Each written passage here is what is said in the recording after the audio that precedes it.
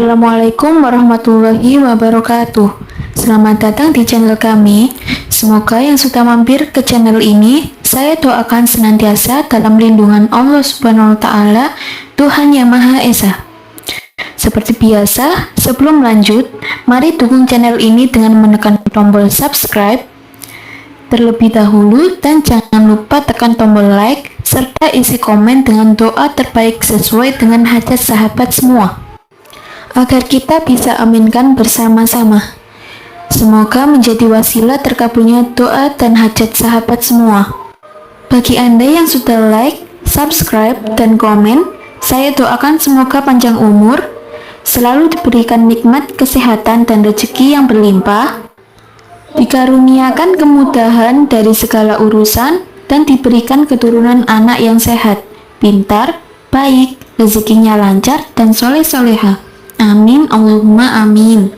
Inilah kisah At-Tufail bin Amr al-Dawsi radhiyallahu an, mentera suku Daus. At-Tufail ibnu Amr al-Dawsi merupakan pemimpin kabilah Daus pada masa jahiliyah. Ia juga salah seorang terpandang di kalangan Arab dan salah seorang bangsawan yang berwibawa. Api dapurnya selalu menggempul, dan jalan selalu terbuka untuknya. Ia senang memberi makan orang yang lapar, melindungi orang yang takut, dan memberi upah para pekerja. Di samping itu, ia juga seorang yang sopan, cerdas, pintar, penyair yang halus perasaannya, jelas, dan manis perkataannya. Seolah-olah kalimat yang keluar dari mulutnya seperti sihir. At-Tufail meninggalkan kampungnya di Hama menuju ke Mekah. Ketika itu terjadi pergolakan antara Rasul yang mulia dengan kaum kafir Quraisy. Masing-masing menginginkan kemenangan dan berusaha mencari pendukung. Rasulullah Shallallahu Alaihi Wasallam berdoa kepada Rabb-Nya, dan senjatanya adalah iman dan kebenaran. Sedangkan kafir Quraisy berusaha untuk menyebarkan ajakan mereka pada pedang dan menghalangi manusia mengikuti Muhammad dengan segala cara.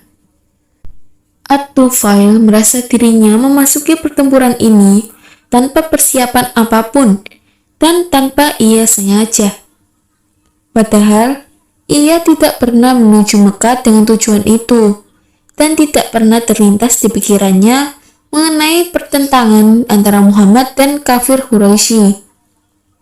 Akibatnya, pertempuran itu pun menjadi kemenangan yang tak pernah terlupakan bagi At-Tufail bin Amr al-Dawsi.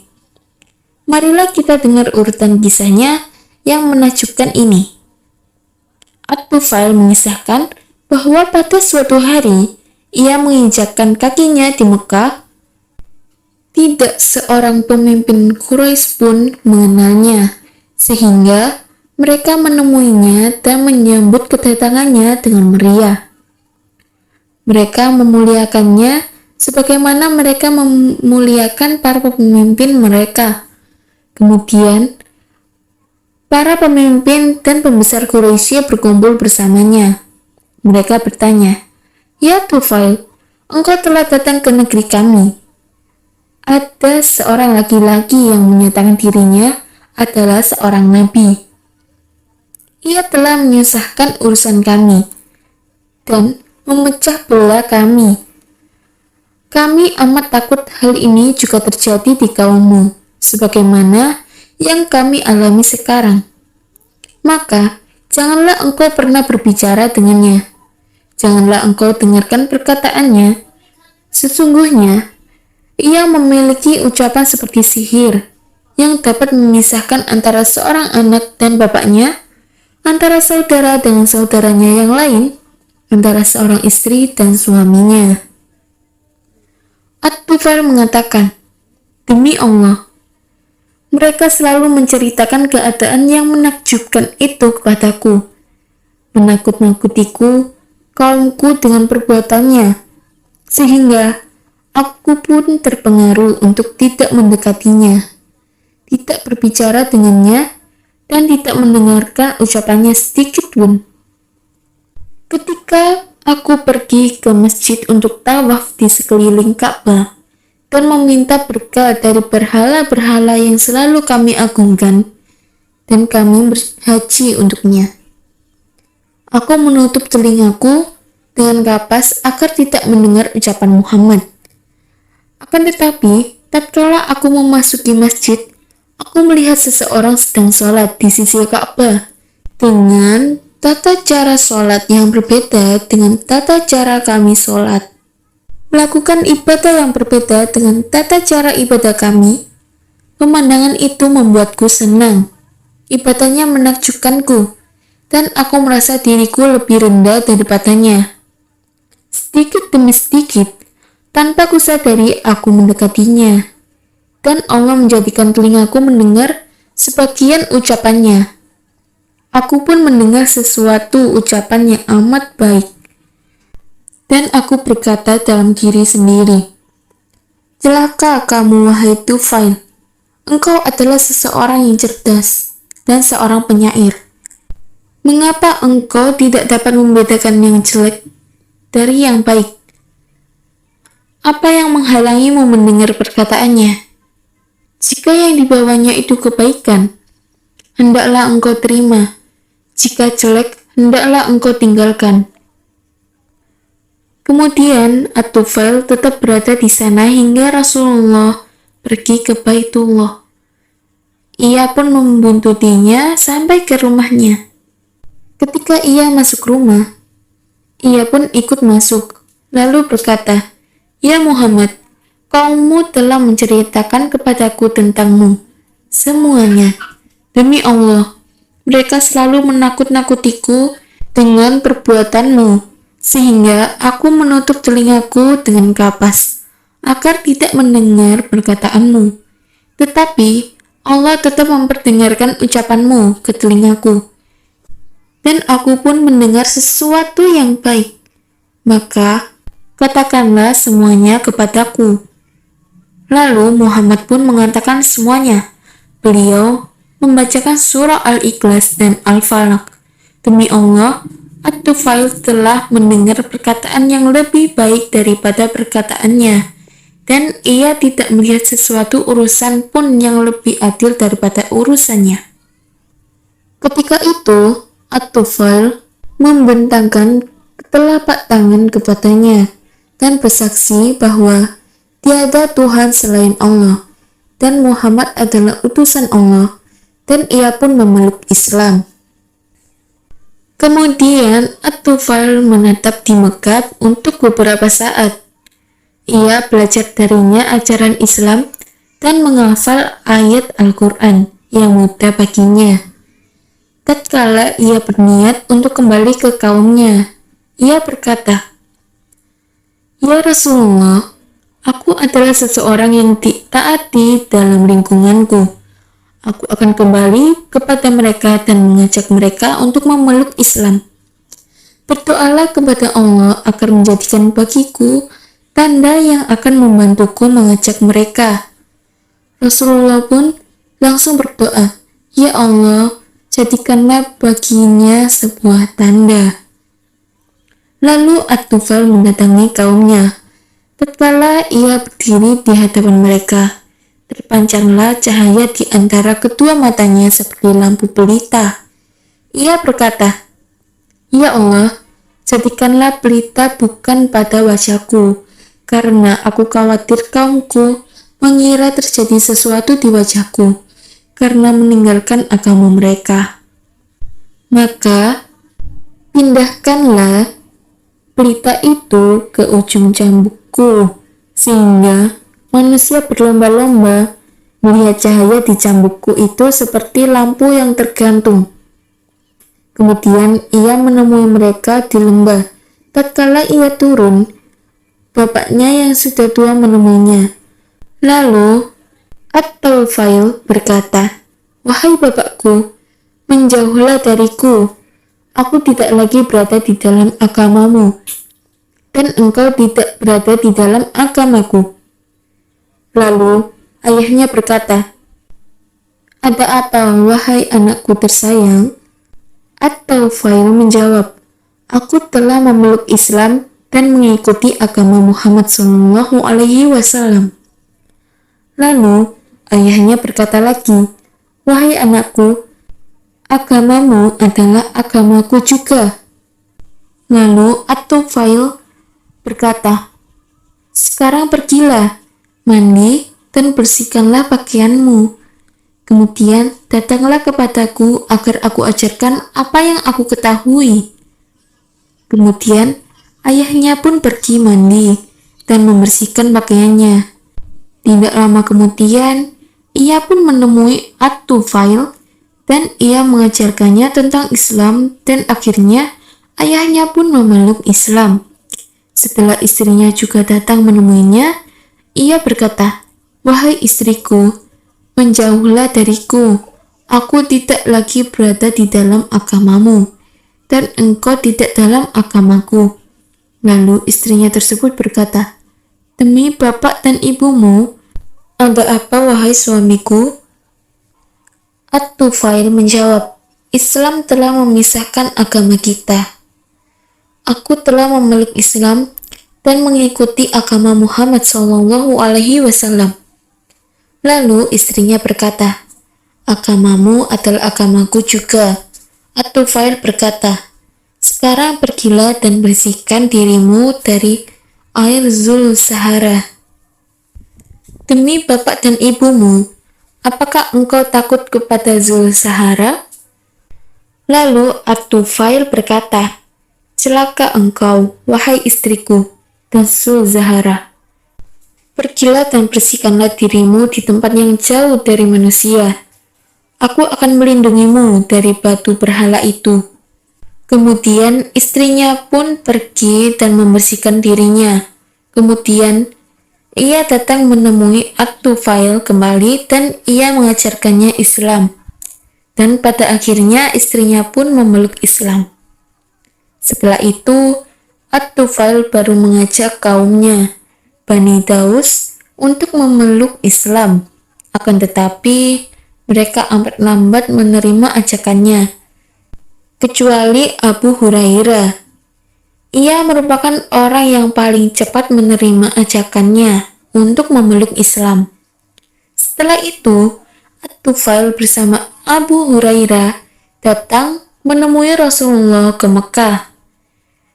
Nabi SAW berkata kepadanya, bagaimana takwamu, wahai Tufail? Ia menjawab, di hati mereka ada penyakit dan kekafiran yang mendalam. Mereka telah dikuasai oleh kefasikan dan kemaksiatan. Lalu Rasulullah SAW berdiri, berwudu, kemudian sholat dan berdoa kepada Allah.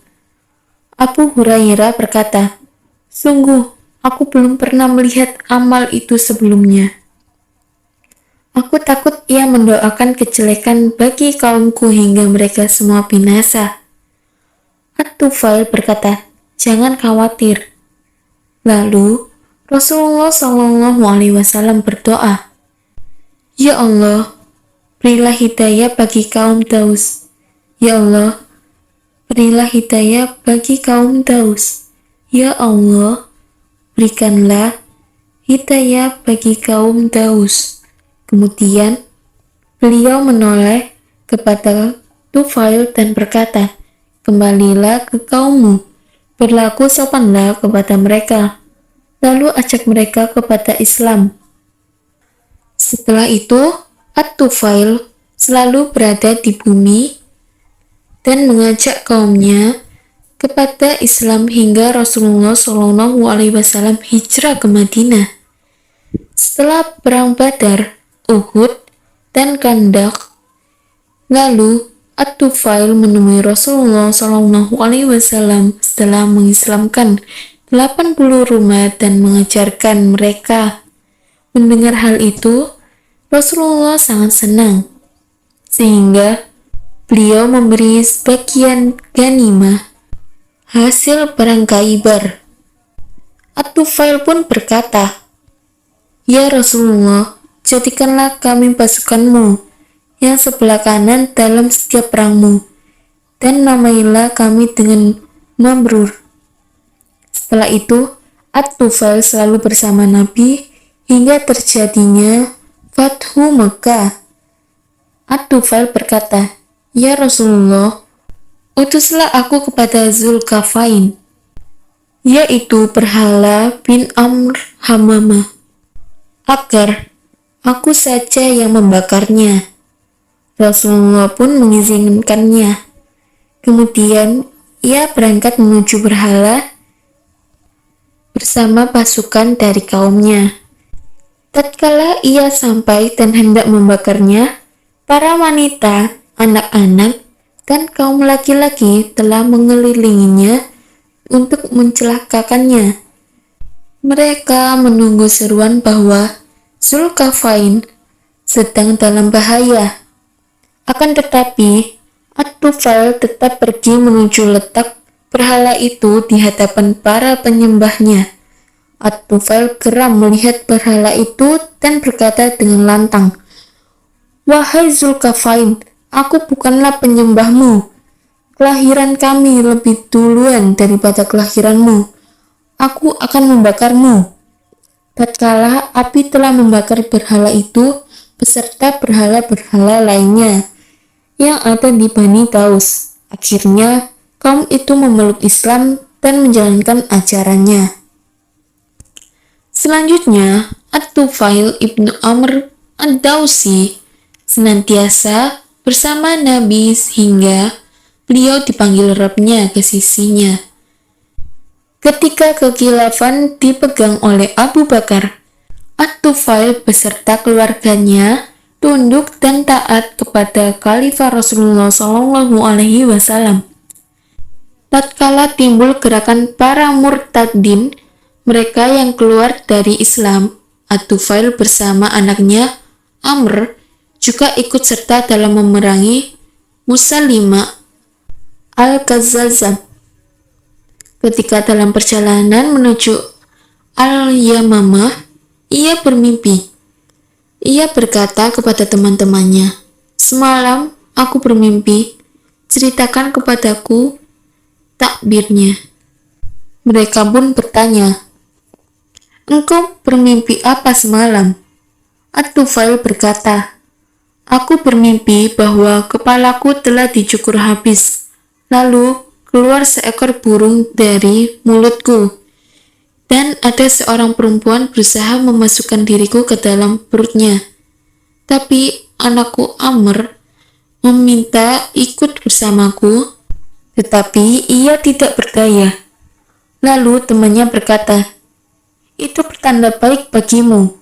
Kemudian At-Tufail berkata, "Demi Allah, aku juga telah mewakilkan mimpi itu, bahwa kepalaku dicukur itu berarti kepalaku dipenggal. Ada burung yang keluar dari mulutku adalah ruhku, sedangkan wanita yang berusaha memasukkanku ke perutnya adalah bumi yang digali untuk menguburkanku. Aku ingin sekali terbunuh dalam keadaan syahid. Adapun anakku yang meminta ikut bersamaku adalah bahwa ia juga ingin mati syahid, tetapi insya Allah ia akan menemuinya setelah itu." Ketika perang Yamamah berkecambuk, sahabat mulia At-Tufail ibnu Amr ad-Dausi akhirnya syahid terbunuh. Sedangkan anaknya Amr tetap berperang hingga ia terluka parah. Tangan kanannya putus setelah perang usai. Ia kembali ke Madinah meninggalkan ayah dan tangannya. Pada masa kekhalifahan Umar ibnul Khattab, Amr bin Tufail datang menemui Umar dengan membawa makanan. Para sahabat yang lain duduk di sekelilingnya, kemudian ia mengajak hadirin untuk mencicipi makanannya. Ia merasa amat senang. Ia berkata kepada Umar Al-Faruq, "Ya Amirul Mukminin." Umar berkata, "Demi Allah, Sungguh aku tidak merasakan enaknya makanan ini, sampai engkau mengaduknya dengan tanganmu yang buntung. Demi Allah, tiada seseorang pun dari sebagian kaum ini yang akan masuk surga kecuali engkau. Umar bermaksud karena tangannya. Dan Amr pun selalu mendambakan syahid semenjak bapaknya syahid. Maka ketika terjadi perang Yarmuk, Amr ikut di dalam peperangan itu. Ia semangat berperang melawan musuh, hingga pada akhirnya ia pun menemui syahidnya dan menyusul bapaknya. Allah telah merahmati At-Tufail bin Amr Ad-Dawsi. Ia merupakan seorang syahid dan bapak syuhada. Wallahu a'lam bishawab. Demikian kisah At-Tufail bin Amr Ad-Dawsi radhiyallahu an. Jangan lupa dukung channel ini dengan menekan tombol like, subscribe, komen, dan share. Serta klik tombol lonceng agar mendapatkan notifikasi video inspirasi sahabat muslim lainnya. Sampai ketemu di video kisah inspirasi lainnya. Wassalamualaikum warahmatullahi wabarakatuh.